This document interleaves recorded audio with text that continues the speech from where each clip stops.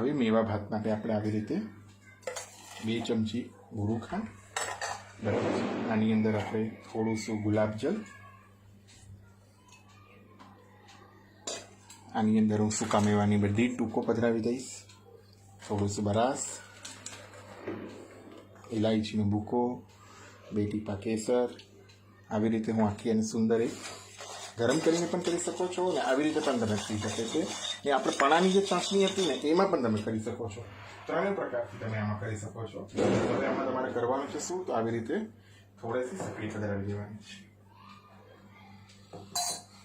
પણ તમારે મેવા ભાત થઈ જશે. એકદમ સુંદરતાથી અને ઝડપતાથી આખી સામગ્રી થઈ જશે. આપણે અને પણ આવી રીતે ગુનામાં કાઢી હું અલગ પધરાવી લઉં.